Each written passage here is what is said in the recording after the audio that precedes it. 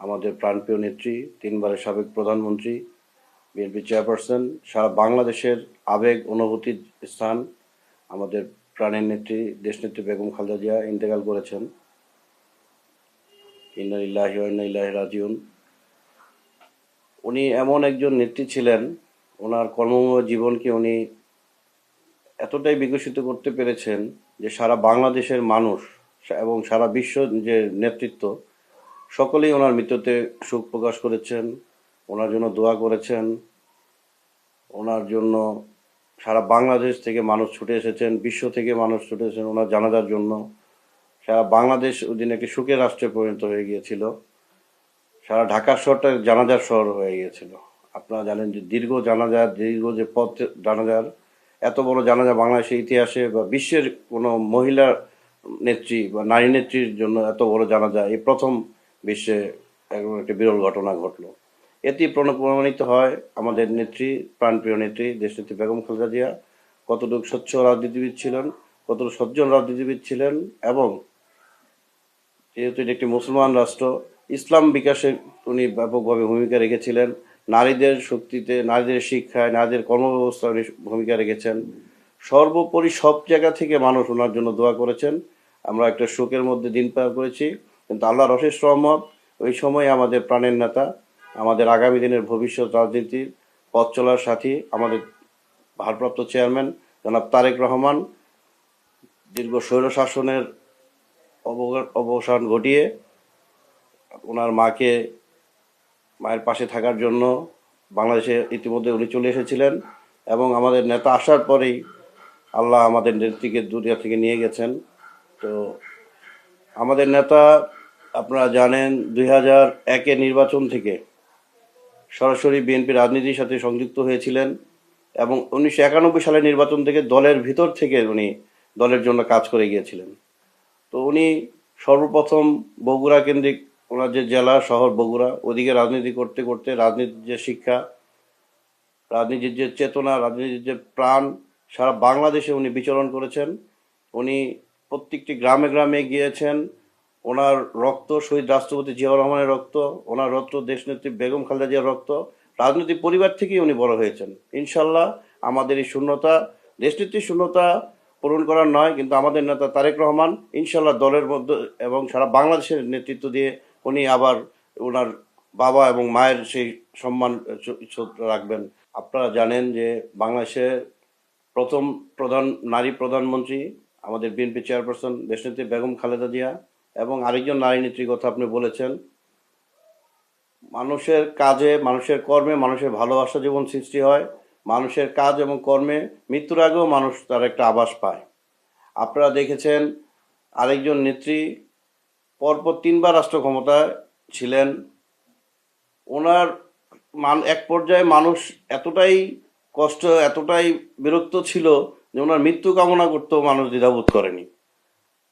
দেশে মানুষের প্রতি হত্যা, গুম, রাহাজানি, মানে যত রকম অপকর্ম, ব্যাংক লুট, ওই যত অপকর্ম আছে, দেশের সংবিধান ছিঁড়ে ফেলা, দেশের সঙ্গে ক্ষতবিক্ষত করা, দেশের রাষ্ট্র কাঠামোকে ভেঙে দেওয়া, শিক্ষা ব্যবস্থাকে ধ্বংস করে দেওয়া, পার্শ্ববর্তী একটা রাষ্ট্রের এজেন্ডা বাস্তবায়ন করতে গিয়ে টোটাল বাংলাদেশকে একটি অবক্ষম বাংলাদেশ হিসাবে উনি প্রতিষ্ঠা করতে চেয়েছিলেন। পুরো বাংলাদেশকে বিক্রি করে, দেশ তো আর বিক্রি করা যায় না, দেশের কাঠামো আরেক দেশে তুলে দেওয়াটাই কিন্তু বলা হয় দেশ বিক্রি। তো আর পাশাপাশি আমাদের নেত্রী দেশনেত্রী বেগম খালেদা জিয়া যখন শহীদ রাষ্ট্রপতি জিয়াউর রহমান চলে যায়, তারপর থেকে দলের হাল ধরেছেন, স্বৈরশাসকের বিরুদ্ধে আপোষহীনভাবে রাজনীতি করেছেন। 91 সালে রাষ্ট্র ক্ষমতা এসেছেন। বিভিন্ন ক্ষেত্রে রাষ্ট্র কাঠামো গঠনে, রাষ্ট্রের উন্নয়নে বিভিন্ন ক্ষেত্রে উনি ভূমিকা রেখেছেন। মানুষের মাঝে গিয়েছেন, আলেম ওলামাদেরকে যথেষ্ট সম্মান করতেন, ইসলামিক নেতৃত্বদেরকে সম্মান করতেন। পাশাপাশি মতবিরোধ যত রাজনৈতিক ব্যক্তিরা ছিল সকলের সাথে উনি কথা বলতেন, সকলের মতামত নিতেন, সকলের সাথে ওনার একটা ভালো সম্পর্ক ছিল। উনি যখন অসুস্থ ছিলেন, আপনারা দেখবেন যে ওনার অসুস্থতার সময় সারা বাংলাদেশের আলেম সমাজ ওনার জন্য দোয়া করেছেন, সারা বাংলাদেশের মানুষ ওনার জন্য দোয়া করেছেন। এটা অ্যাকচুয়ালি কর্মতেই হয়। তো এইটাই আপনি বুঝে নেন যে দুইজন নারী নেত্রীর মধ্যে আপনি কাকে কিভাবে বিশ্লেষণ করবেন।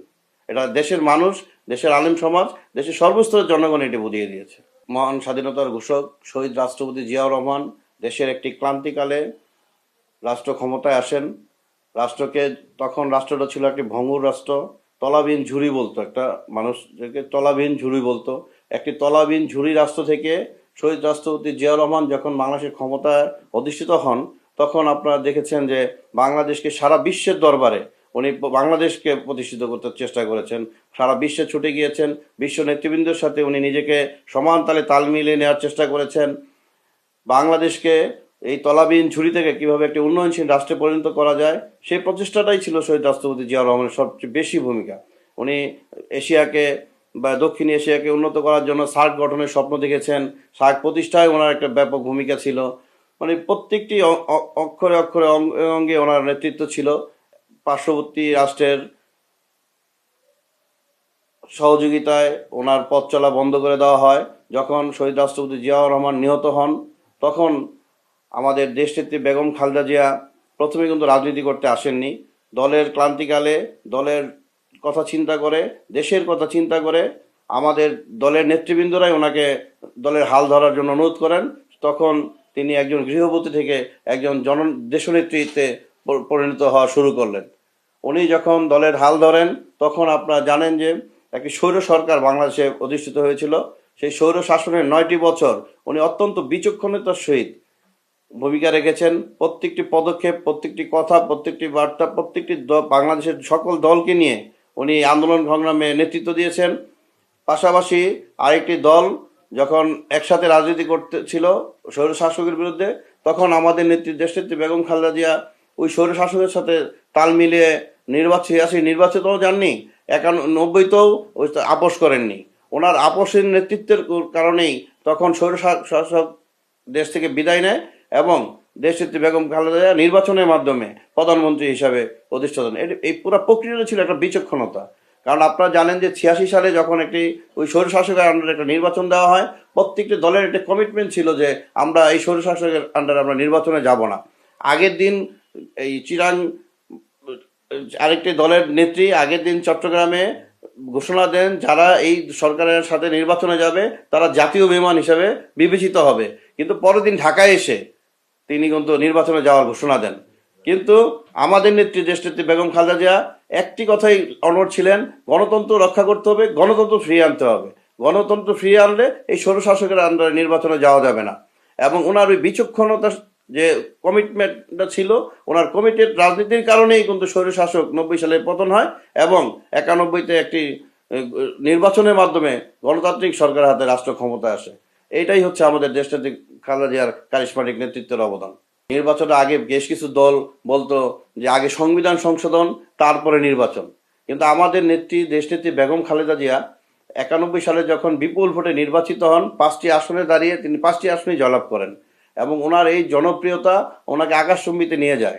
কিন্তু উনি আন্দোলনে যেমন বিচক্ষণ ছিলেন, দেশ পরিচালনায় তিনি প্রথমে এসে একটি সুন্দর বিচক্ষণতা দেখিয়েছেন যে রাষ্ট্রপতি শাসন থেকে উনি সংসদীয় গণতন্ত্রের দিকে দেশটাকে নিয়ে আসেন। সেটা কিন্তু উনি ক্ষমতায় আসার পরে করেছেন এবং তারপরে উনি চিন্তা করেছেন বাংলাদেশকে উন্নত করতে হবে। তো উন্নত করতে হলে শুধু পুরুষরাই যদি কাজ করে বা পুরুষরাই শিক্ষিত হয় তাহলে বাংলাদেশের একা উন্নয়ন সম্ভব না। নারী পুরুষ সমষ্টিগতভাবে দেশকে এগিয়ে নিয়ে যাবে, এই ধারণাটা প্রথম আসে আমাদের দেশটিতে বেগম খালেদা জিয়ার মাধ্যমে।